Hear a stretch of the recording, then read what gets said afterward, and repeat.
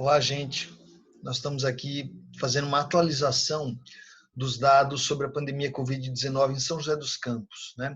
Então, vou aproveitar esse pequeno vídeo, fazer uma mini aula, coisa de 5 minutos, para mostrar como é que a gente faz as contas para que todo mundo possa fazer essas contas, né? Essa transparência é importante, inclusive, para a prevenção, para a gente ter um controle melhor, né? Quanto mais pessoas souberem fazer essas contas, melhor. Então, vamos lá para um jeito bem fácil de falar. Como é que a gente faz essas contas, né? Deixa eu passar aqui para vocês. Olha só. A subnotificação, que é a grande questão que a gente comenta, né? Ela ocorre em todos os países. Não é só no Brasil. Não é, o Brasil tem problema. Todos os países têm esse problema. É normal, né? Só que pode ocorrer em maior ou menor grau, né? Depende da quantidade de testes que se faz e do acesso do público à rede de saúde, né? O Brasil tem uma coisa boa, tem o sistema de saúde pública, tem o SUS. Isso é positivo. O problema nosso é que a gente tem poucos testes. Para comparar, por exemplo, com a Alemanha e com os Estados Unidos, seriam padrões assim para a gente comparar, a gente tem 14 vezes menos testes realizados, né? Em dados atuais de 11 de maio, eu estou falando dia 11 de maio de 2020. Então está uma goleada, por enquanto, na questão dos testes, né? E isso aí aumenta a subnotificação, complica um pouco para a gente. Bom, para estimar o tamanho, então, da pandemia, o método mais seguro é a gente calcular o índice de subnotificação trabalhando apenas com os casos concluídos. Ou seja, vou olhar os dados oficiais, o número de óbitos e de casos recuperados. São esses dois dados que vão me dar o índice de subnotificação. Então, a gente calcula esse primeiro índice que eu estou mostrando aqui, multiplicando por 100 para dar em porcentagem, o número de óbitos dividido por óbitos mais recuperados. Depois a gente pega o resultado disso e calcula um outro fator, que é esse resultado dividido por F, que é um fator que varia de país para país. E que no Brasil vale 1,3%. 1,3%. Esse é o modelo do NOS, do Núcleo de Operações e Inteligência em Saúde, PUC do Rio, Fiocruz. Bastante gente assim criteriosa, né? Cientistas criteriosos que estão trabalhando com isso.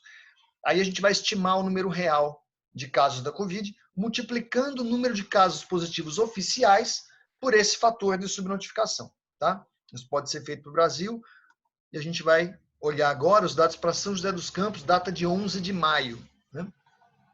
Então a gente tem hoje dados oficiais, 16 óbitos e 171 recuperados. Se a gente faz a aplicação desses números naquela fórmula, a gente vai perceber, vai dar um resultado de 8,6%, e que em termos do fator de subnotificação é 6,6.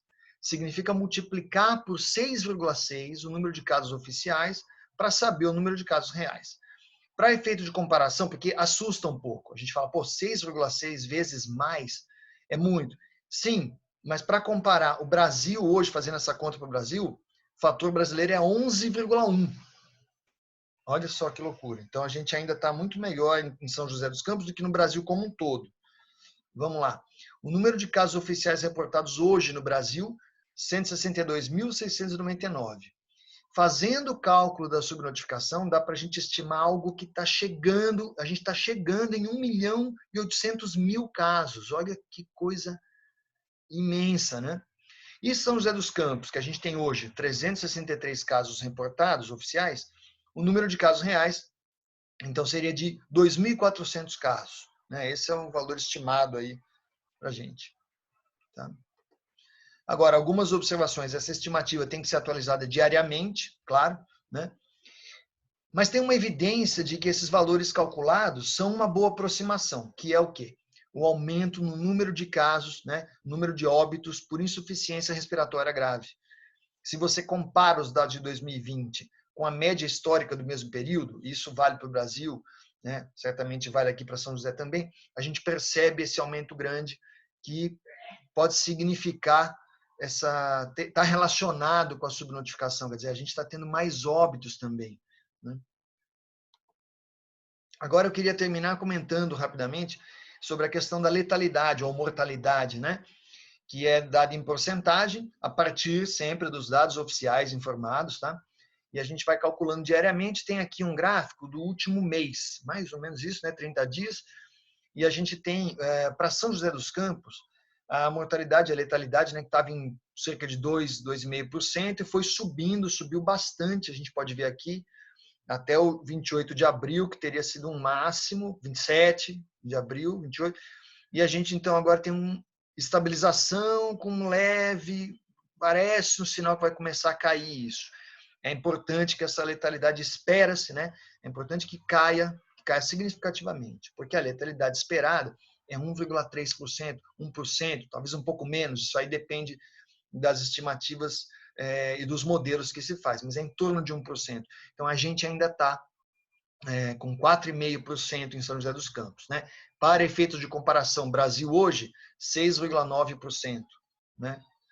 Então, em São José, a situação ainda está um pouco melhor, mas o grande problema, o que a gente quer chamar atenção sempre, né?